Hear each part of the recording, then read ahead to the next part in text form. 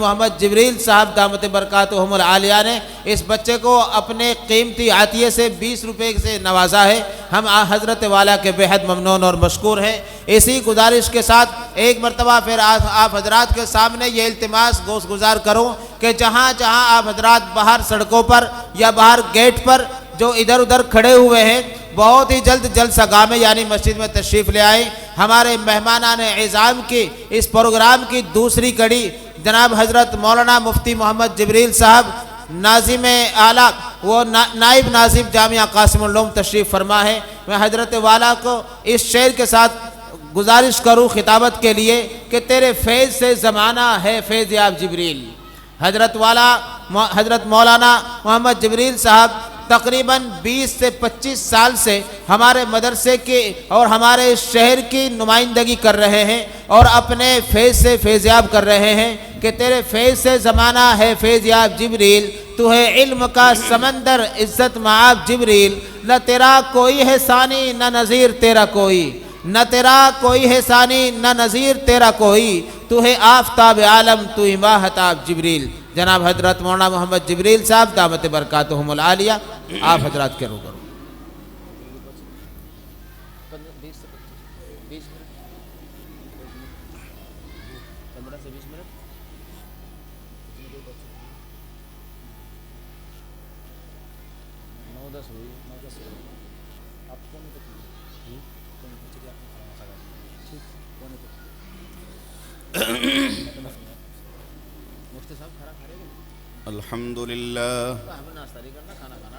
अल्हम्दुलिल्लाह नहमदुहु व नस्तईनुहु व नस्तगफिरुहु व नुमिनु बिही व नतवक्कलु अलैहि व नऊज़ु बिल्लाहि मिन शुरूरि अनफुसिना व मिन सय्यिआति अअमालिना मन यहदिहिल्लाहु फला मुज़िल्ल लहु व मन युज़लिलहु फला हादिय लहु ونشهد أن لا إله إلا الله وحده لا شريك له ونشهد أن محمدًا عبده ورسوله فقد قال الله تبارك وتعالى في كلامه المجيد والفرقان الحميد فأعوذ بالله من الشيطان الرجيم بسم الله الرحمن الرحيم फिर वही हाल हो गया। إلا من تاب وآمن وعمل صالحا فأولئك يبدل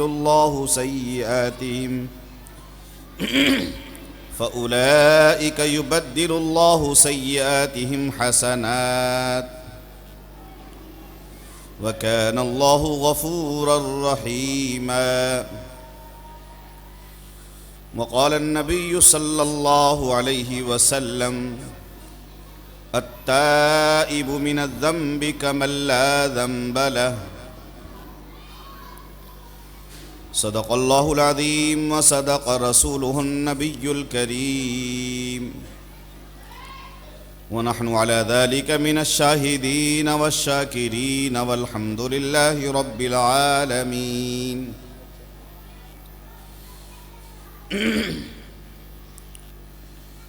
मोहतरम बुजुर्गों भाइयों,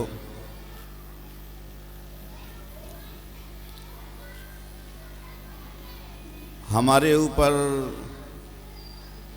जो हालात आ रहे हैं, जो मुसीबतें आ रही हैं, जिस परेशानियों के दलदल में हम फंसे हुए हैं, जिसके दिल में भी उतरने की कोशिश कीजिए परेशान है, उलझनों का शिकार है।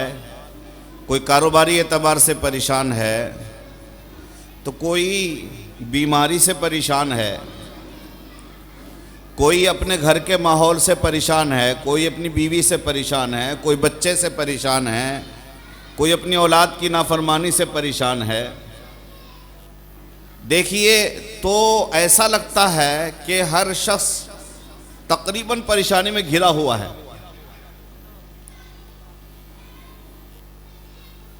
बज़ाहिर हमें ऐसा लगता है कि कुछ लोग ऐसे हैं कि जो खुश हैं, उन्हें कोई टेंशन नहीं है, उन्हें कोई गम नहीं है,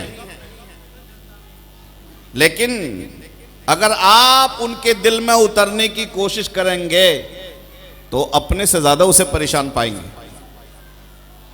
इसी को किसी शायर ने कहा है, कुछ लोग जमाने में ऐसे भी तो होते हैं, कुछ लोग जमाने में ऐसे भी तो होते हैं, तन्हाई में जो हंसते हैं, मजमे में तो हंसते हैं, तन्हाई में रोते हैं। यही हाल है मेरे भाई।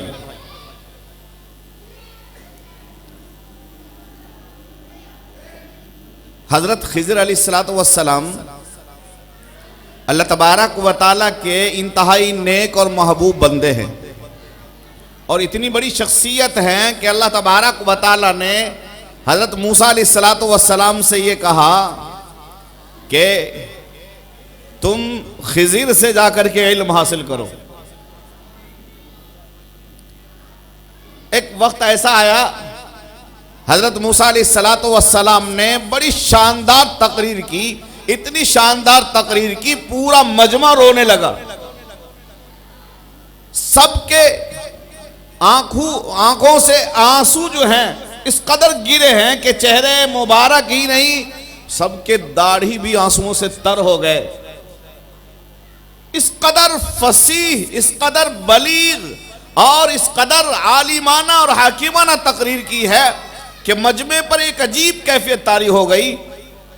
तकरीर के बाद मजमे में से एक आदमी ने पूछा कि इतनी शानदार मालूमात आपको अल्लाह ने दी है, आपसे बड़ा भी दुनिया में कोई आलिम हो सकता है? उन्होंने कह दिया कि नहीं, सबसे बड़ा आलिम मैं ही हूं। बस ये बात अल्लाह को ना पसंद हो। अल्लाह तबारक व तआला ने कहा, मूसा तुम ये समझते हो कि सबसे बड़ा आलिम तुम ही हो, मेरा एक बंदा एक जगह मिलेगा, तुम उससे जाकर के इल्म हासिल करो। मूसा अलैहिस्सलातु वस्सलाम ने पूछा कि अल्लाह, उस बंदे को मैं कहां तलाश करूं और कैसे तलाश करूं? फरमाया कि एक काम करो, एक मछली पका लो, रास्ते में अगर भूख लगे तो आधी मछली खा लेना, और आधी मछली जहां पर जिंदा हो करके भाग जाए, समझो मेरा वो बंदा वहीं होगा। हजरत मूसा अलैहिस्सलातु वस्सलाम ने अपने साथ अपने खादिम को लिया और चल दिए। एक जगह भूख लगी, रुके, आधी मछली खा लिया। जब खाना खाया तो नींद भी आने लगी, तो सो गए और खादिम से कहा कि तुम जरा देखभाल करते रहो, मैं थोड़ी देर के लिए सो जाता हूं। वो सोए हैं और वो आधी मछली उनके बर्तन से कूद करके, वहीं पर एक दरिया था, कूद करके वो मछली दरिया में चली गई।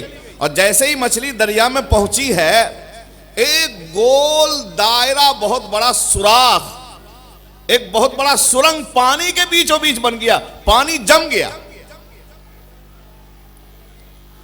ये बात, ये वाकया जो मैं बयान कर रहा हूं, ये कुरान का वाकया है। बताइए, इससे ज्यादा मजबूत बात कहीं की हो सकती है? भाई, कुरान से ज्यादा मजबूत बात किसी और की हो सकती है? नहीं हो सकती। वो सुरंग बन गया और वो मछली उसमें चली गई। खादिम ने देखा, अरे मछली तो यहां से चली गई, और पकी हुई मछली, आधी खाई हुई मछली जिंदा होकर के चली गई। और अजीब अंदाज में कि देखो, पानी बिल्कुल गोल ठहर गया, जम गया, सुरंग बन गया। जैसे पहाड़ों में सुरंग बन जाता है, पत्थर ठहर जाता है चारों तरफ से। सोचा कि मूसा अलैहिस्सलाम को बता दें, लेकिन फिर जहन में यह आया कि चलो सो रहे हैं, जब आंख खुलेगी बता दूंगा। जब मूसा अलैहिस्सलातु वस्सलाम उठे हैं तो ये भूल गए, वहां से फिर चल दिए। चलते चलते काफी दूर पहुंच गए।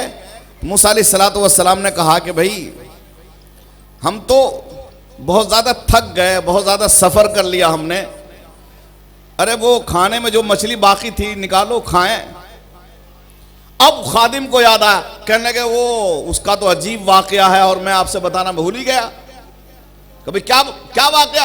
कहने लगे वो आप खा करके लेटे हैं, आपको नींद आई और वो मछली जिंदा हो करके उसने पानी को राह ले लिया और पानी में सुरंग बन गया। कहने लगे अरे मुझे बताना चाहिए था, वही हमारी मंजिल थी। हम जो उससे आगे बढ़े हैं इसी वजह से तकान हो गई कि वहां तक तो चलना अल्लाह के हुक्म से था, तकान नहीं हुई, और इससे आगे जो चलना है वो अल्लाह के मनशे के खिलाफ है, इस वजह से तकान हो गई। फिर वो निशाने कदम पर, चूंकि रास्ता बना हुआ नहीं था, तो अगर वैसे चलते तो पता नहीं कहां पहुंच जाते। तो कदम के निशानात को देखते हुए उसी रास्ते पर वापस आए, और वापस आने के बाद जब वहां पहुंचे हैं जहां मछली ने रास्ता लिया था, तो खादिम ने कहा यहीं से मछली ने रास्ता लिया। उसी सुरंग में को हजरत मूसा अलैहिस्सलातु वस्सलाम अपने खादिम के साथ चले गए। वहां एक आदमी चादर ताने हुए लेटा हुआ था। चादर का एक किनारा अपने सर के नीचे दबा रखा था और एक किनारा अपने पांव के नीचे दबा रखा था। मूसा अलैहिस्सलातु वस्सलाम ने उनको सलाम किया तो कहने लगे यहां इंसान की आवाज आ रही है। कहा कौन? कहने लगे मूसा। कि यहां कैसे आए? कि अल्लाह तबारक व तआला ने मुझे भेजा है कि मैं आपसे इल्म हासिल करूं। बहुत शानदार वाक़या, तवज्जो दीजिएगा। मूसा अलैहिस्सलातु वस्सलाम ने जब ये कहा कि अल्लाह ने आपके पास इल्म हासिल करने के लिए मुझे भेजा है, आप मुझे इल्म सिखा दीजिए, अपने स्कूल में दाखिला ले लीजिए, यानी अपने इंस्टीट्यूट में मेरा एडमिशन कर लीजिए। उन्होंने कहा कि भाई असल में मेरा यहाँ का जो कानून है वो बहुत सख्त है, तुम उस कानून को बर्दाश्त नहीं कर पाओगे, एक्सेप्ट नहीं कर पाओगे। क्या कानून?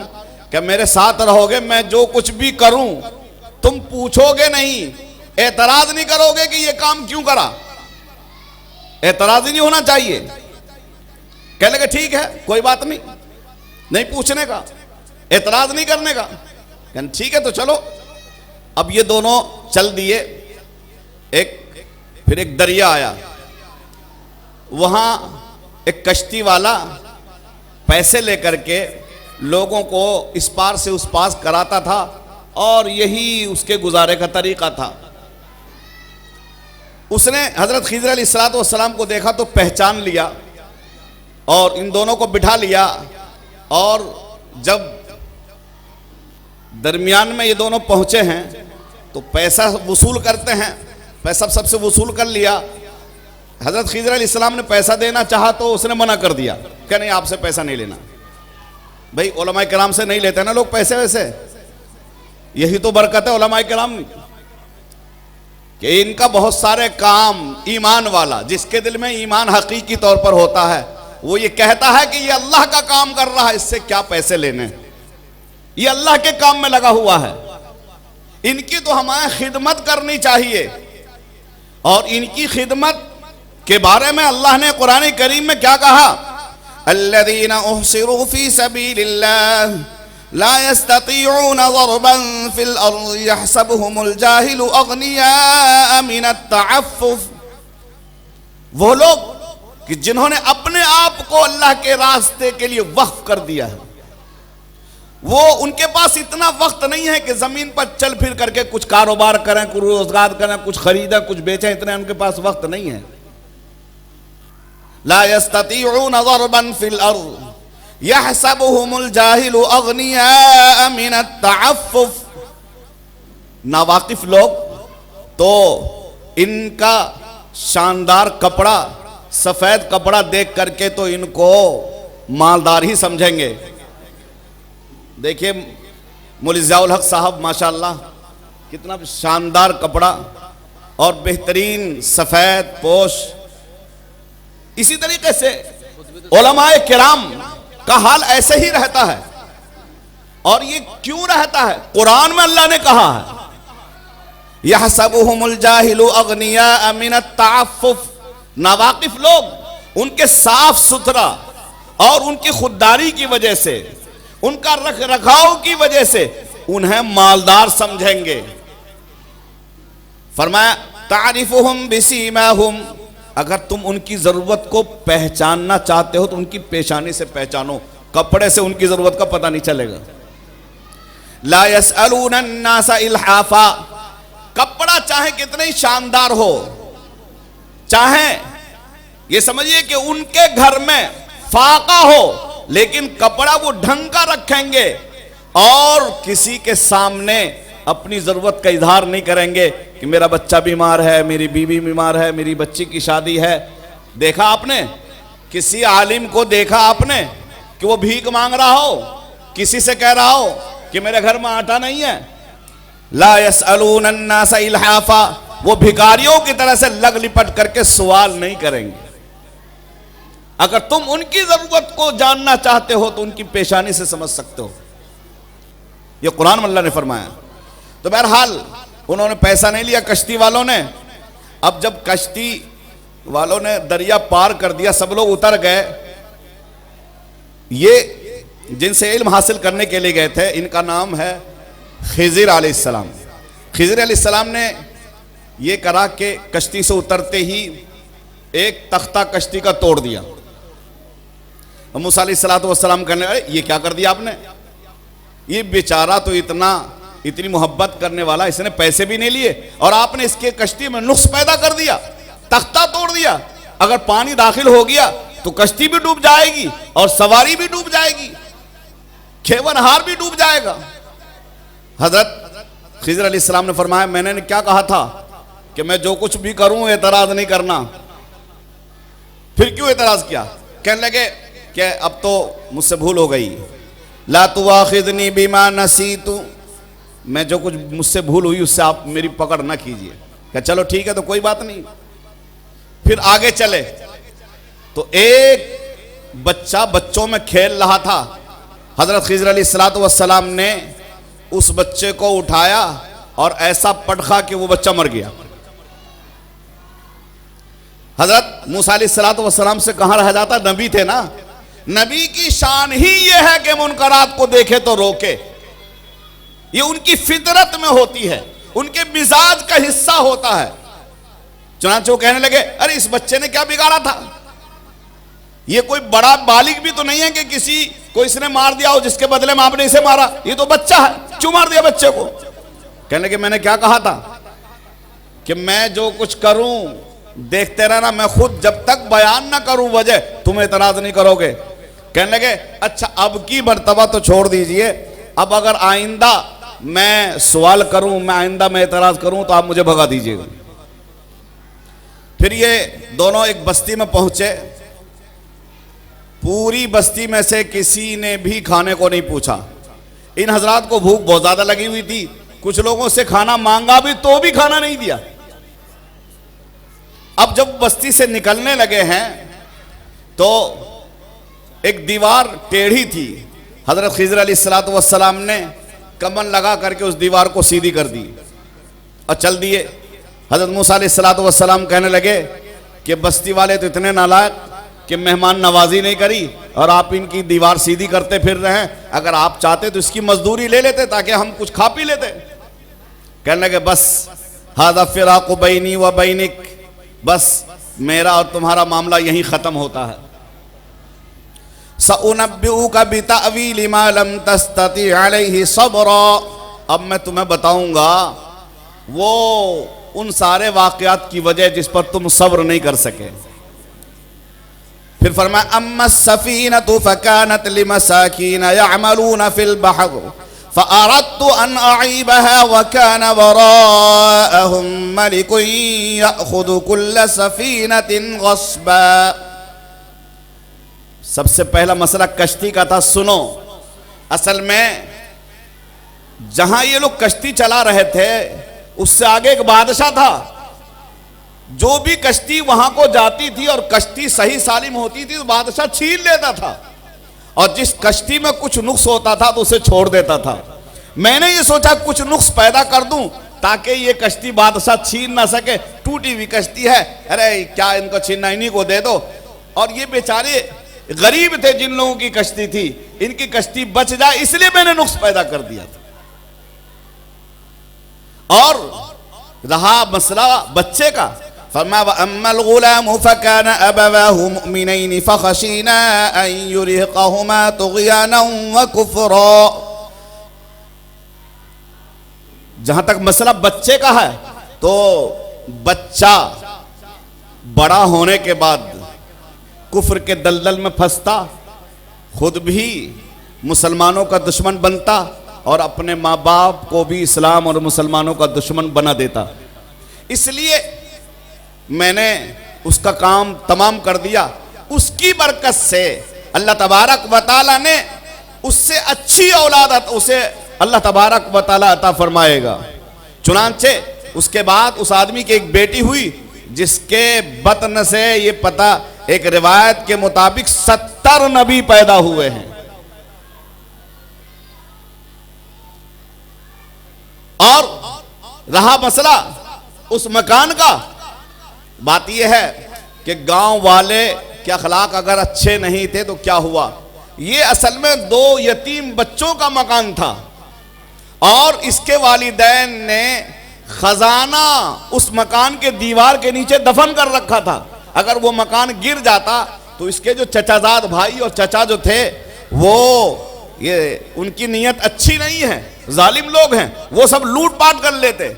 मैंने ये सोचा कि दीवार सीधी कर देता हूं, जब ये बच्चे बड़े हो जाएंगे उसके बाद फिर आसार और निशानियों के जरिए से अपना खजाना निकाल लेंगे। अभी छोटे छोटे हैं, अभी कोई इन बच्चों को हाथ लगने नहीं देगा, सब लूटपाट करके ले जाएंगे। इसलिए मैंने उसकी दीवार सीधी कर दी। आगे अल्लाह ने फरमाया वमा फ़अलतुहु अन अमरी ज़ालिका तअवीलु मा लम तस्ति अलैहि सब्रा। और सुनो, मैंने ये जो कुछ किया अपनी तरफ से नहीं किया है, ये सब मेरे रब का हुक्म था, इस वजह से मैंने ऐसा किया। तो हजरत खिज़िर अलैहिस्सलातु वस्सलाम ऐसी शख्सियत हैं, उनसे एक आदमी की मुलाकात हो गई। उन्हें पता चला कि ये खिज़िर हैं, तो कहने लगे ये तो बहुत बड़ी शख्सियत हैं। उनसे कहने लगे कि आप मेरे लिए दुआ कर दीजिए कि मैं दुनिया में सबसे ज़्यादा खुशहाल हो जाऊं। हजरत खिज़िर अलैहिस्सलातु वस्सलाम ने फरमाया भाई ऐसी दुआ तो मैं नहीं कर सकता, हाँ ऐसी दुआ कर दीजिए कि दुनिया में मैं हर एतबार से खुशहाल हो जाऊं, मुझे कोई टेंशन ना हो, कोई गम ना हो, राहत ही राहतें हो। हजरत खिज़िर अलैहिस्सलाम ने फरमाया ऐसी दुआ तो मैं नहीं कर सकता, अलबत्ता मैं ये कर सकता हूं कि तुम दुनिया में चल फिर करके देखो, जो आदमी सबसे अच्छी पोजीशन में तुम्हें नजर आए उसका नाम पता नोट करके ले आना, मैं उस जैसा होने की दुआ कर दूंगा। अब वो दुनिया में चला, किसी से बात की, देखा कि भाई बहुत बड़ा खुश नजर आ रहा, कहने लगे भाई तुम अच्छी पोजीशन में हो क्या? अच्छी पोजीशन, कारोबार ही नहीं है। अब किसी को देखा कारोबार है, कहने लगे भाई तुम तो बहुत खुश होंगे, कहने कारोबार का क्या होगा, औलाद नहीं है तो इस कारोबार पैसा का होगा क्या। अब किसी को देखा कि कारोबार भी है और औलाद भी है, तो उससे पूछा तुम्हें कोई परेशानी तो नहीं है? कहा परेशानी क्या नहीं, बीमारी ऐसी लगी हुई है कि डॉक्टर ने हर चीज को मना कर दिया है, क्या ऐसी जिंदगी पर ये औलाद क्या करेगी और ये पैसा क्या करेगा, जब मैं खुद ही सेहतमंद नहीं हूं तो इससे मेरे लिए क्या खुशी। अब देखा तो किसी के पास औलाद भी है, कारोबार भी है और सेहत भी है, तो उससे पूछा तुम तो ठीक ठाक हो, कहने लगे मैं बीवी से परेशान हूं, किसी ने कहा मैं बच्चों से परेशान हूं। एक आदमी ऐसा मिला, सुनार का उसका काम था, बहुत बड़ा कारोबार उसका चल रहा था, उसके खूबसूरत बच्चे उसके आसपास थे।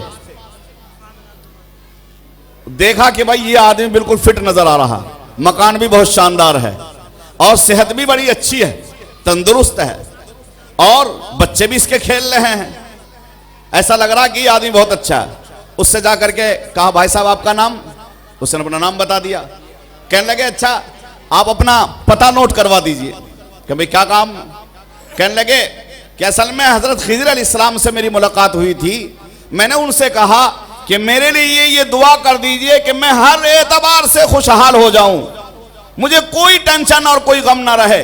हज़रत खिज़र अलैहिस्सलाम ने फरमाया, ऐसा होने की दुआ तो मैं नहीं कर सकता, लेकिन दुनिया में चल फिर करके देखो, जो आदमी तुम्हें सबसे अच्छा नजर आए उसका नाम पता नोट करके ले आओ, मैं उस जैसा होने की दुआ कर दूंगा। मैंने चल फिर करके देखा तो आपसे ज्यादा मुझे कोई खुशहाल नजर नहीं आया। उस आदमी ने कहा कि भाई क्या कहा, क्या मैं खुशहाल हूं? कहा आप ही सबसे अच्छे हैं। वो रोने लगा, इस कदर रोया कि उसकी हिचकी बंद गई, चुप ही ना हो।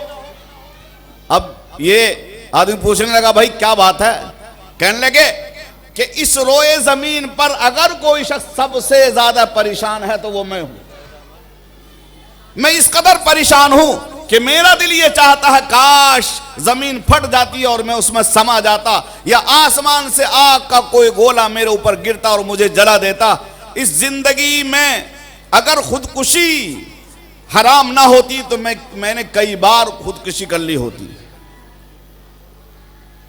मैं तो ये समझो कि किस कदर कलक और चुभन के साथ जिंदगी गुजार रहा हूं, बस मुझे ही पता है, मेरे जैसा होने की दुआ मत करा लेना। कहने लगे क्यों, क्या परेशानी है? उन्होंने कहा कि बात बस इशारतन मैं बतलाता हूं इसलिए कि यहाँ बच्चे भी हैं।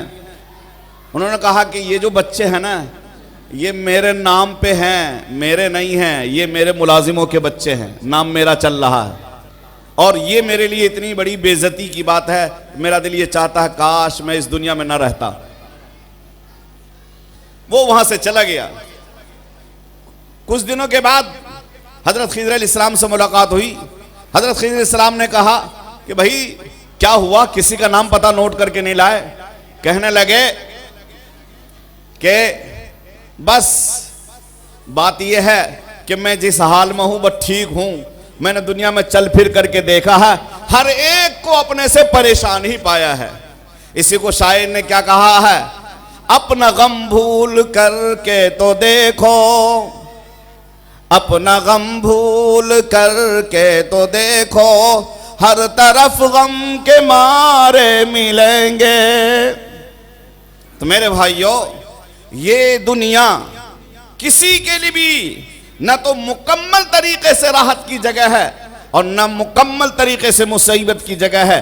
मुकम्मल तरीके से राहत की जगह जन्नत है और मुकम्मल तरीके से मुसीबत की जगह जहन्नम है। यहाँ तो दोनों चीजें साथ साथ मिलती जुलती है।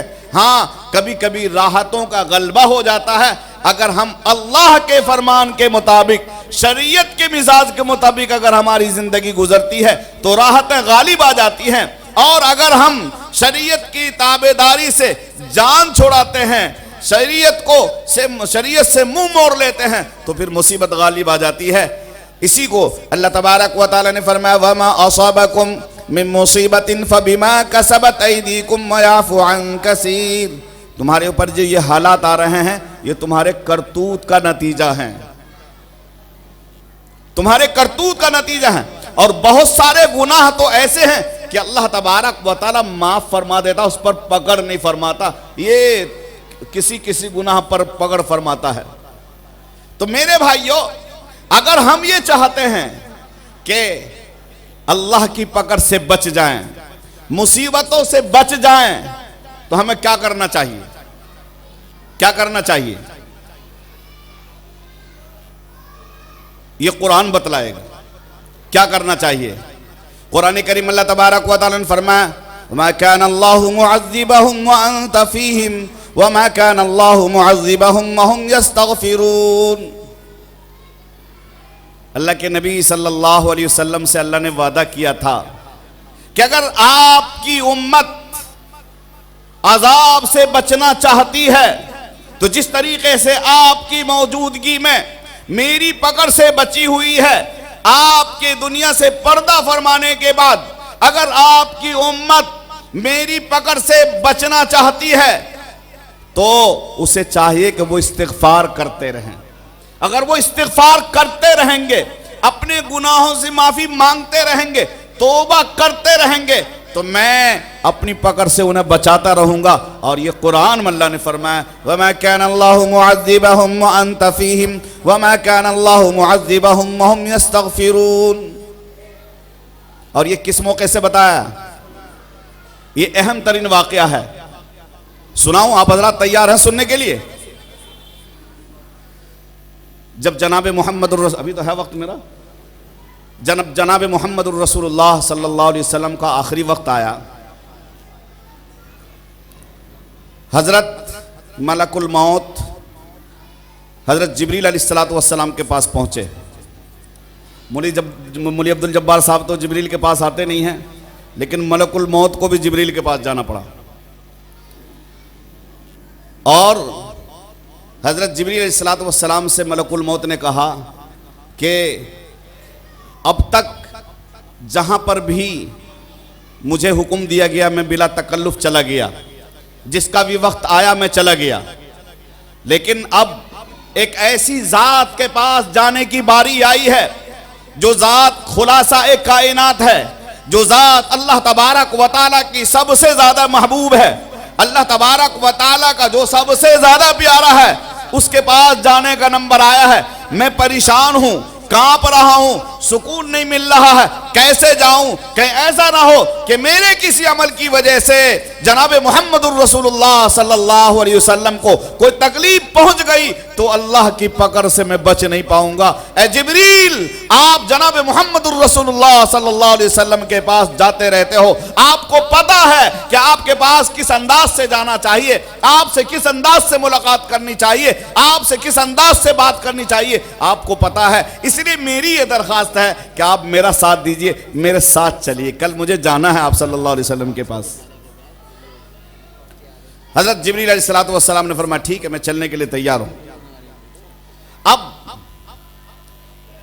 हजरत जिब्रील अलैहिस्सलातु वस्सलाम हजरत मलकुल मौत के साथ तशरीफ लाते हैं जनाब मुहम्मदुर रसूलुल्लाह सल्लल्लाहु अलैहि वसल्लम के पास।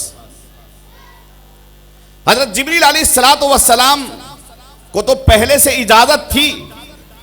हजरत जिब्रील अलैहिस्सलातु वस्सलाम बाब जिब्रील से दाखिल हो जाते हैं। जब बाब जिब्रील से दाखिल होंगे तो आगे उसी जगह सुफ़ा है और उसके सामने ही आप सल्लल्लाहु अलैहि वसल्लम के हुजरे मुबारक का दरवाज़ा है, वो उसी दरवाजे से दाखिल होते थे।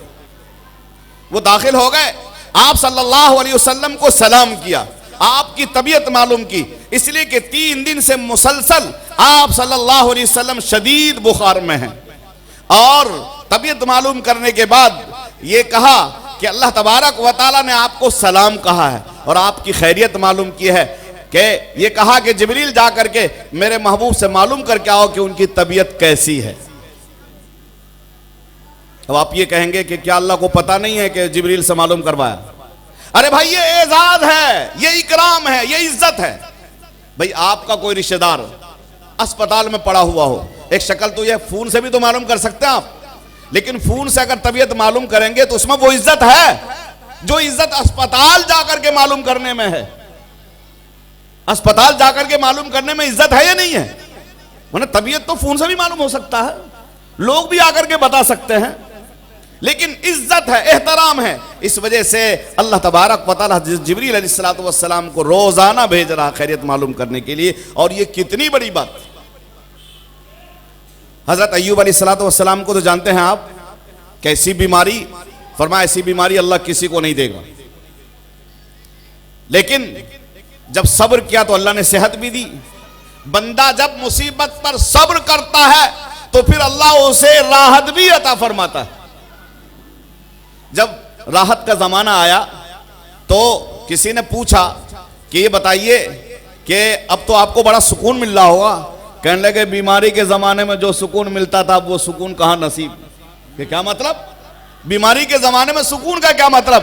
कहां मैं बीमार जरूर था और शदीद बीमार था, संगीन बीमारी में मुब्तला था, लेकिन हर रोज अल्लाह तबारक व तआला सुबह पूछता था मेरा अय्यूब तेरा क्या हाल है। जब अल्लाह ये पूछता और ये कहता मेरा अय्यूब, इस लफ्ज से मुझे इतना मजा आता, इतना सुकून महसूस करता कि सुबह तक उसकी हलावत को महसूस करता और अपना गम, अपनी बीमारी भूल जाया करता था। और शाम तक, और जब शाम को अल्लाह तबारक व तआला मालूम करता तो सुबह तक उसकी हलावत और चाशनी में पड़ा रहता था और अपनी बीमारी भूल जाया करता था। और अल्लाह तबारक व तआला आप सल्लल्लाहु अलैहि वसल्लम से मालूम करवा रहा कैसी तबीयत। मैं लपेट रहा हूं इसलिए कि किसी वक्त भी मौलाना अब्दुल जब्बार साहब जो है वो पर्चा भेज सकते हैं। बहरहाल हजरत जिब्रील अलैहिस्सलातु वस्सलाम ने सलाम दुआ के बाद ये कहा कि हजरत मलकुल मौत भी तशरीफ लाए हैं और वो इजाज़त का इंतज़ार कर रहे हैं, वो इजाज़त के मुंतज़िर बाहर हैं। अगर आप इजाज़त दे दें तो वो भी अंदर आना चाहते हैं। आप सल्लल्लाहु अलैहि वसल्लम ने फरमाया बुला लो। हजरत मलकुल मौत को बुला लिया गया।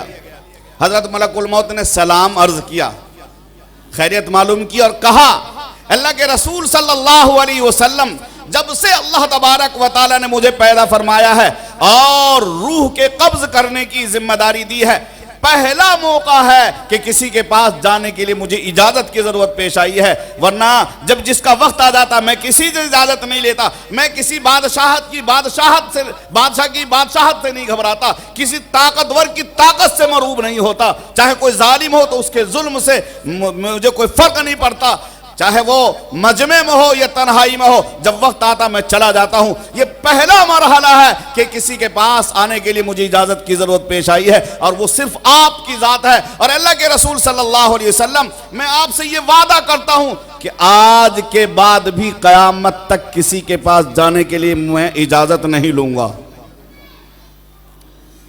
आप सल्लल्लाहु अलैहि वसल्लम मुस्कुराने लगे, कहने लगे अच्छा चलो बताओ कैसे आना हुआ।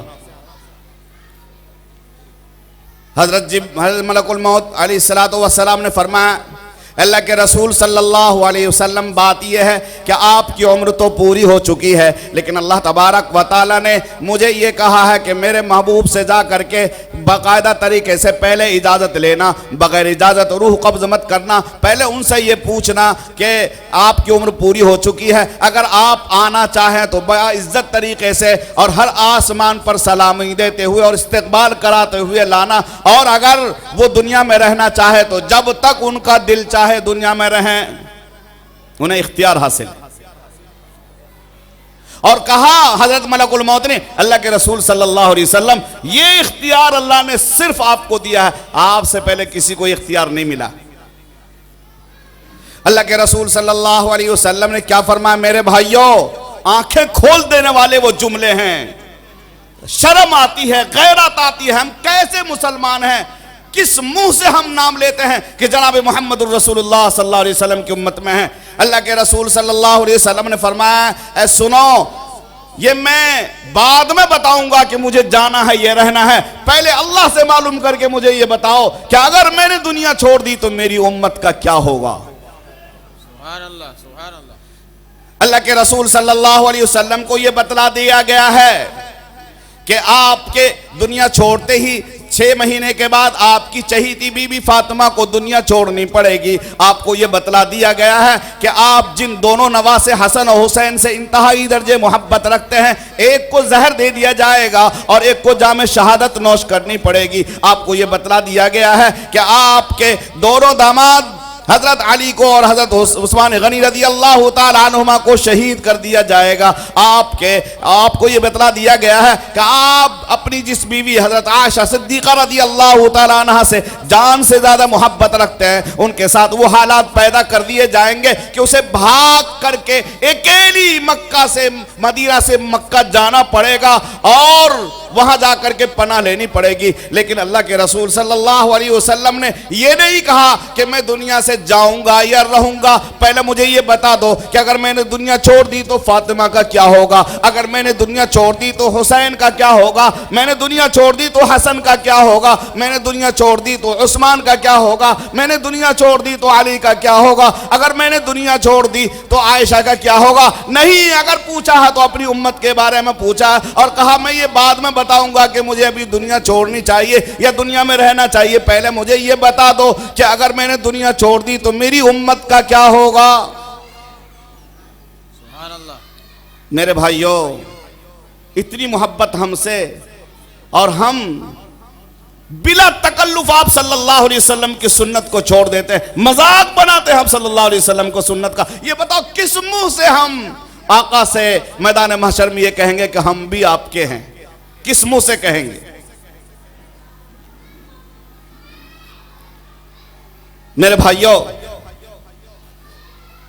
हजरत मलकुल मौत तशरीफ लाए और कुरान करीम की आयत तिलावत की है। आयत तो पहले नाजिल हो गई है, लेकिन ये तिलावत की है कि अल्लाह तबारक व तआला ने तो आपको ये फरमा दिया है, वमा कान अल्लाहु लियुअज़्ज़िबहुम व अंत फ़ीहिम वमा कान अल्लाहु मुअज़्ज़िबहुम व हुम यस्तग़फ़िरून। अल्लाह तबारक व तआला फरमाता है, जिस तरीके से आपकी उम्मत आपकी मौजूदगी में अल्लाह की पकड़ से बची रही, अगर आपके बाद भी आपकी उम्मत अल्लाह के पकड़ से बचना चाहती है तो उसे चाहिए कि वो इस्तिग़फ़ार पढ़ते रहें, तौबा करते रहें, अल्लाह तबारक व तआला के सामने रोते और गिड़गिड़ाते रहें। अल्लाह तबारक व तआला अपनी पकड़ से आपकी उम्मत को बचा लेगा।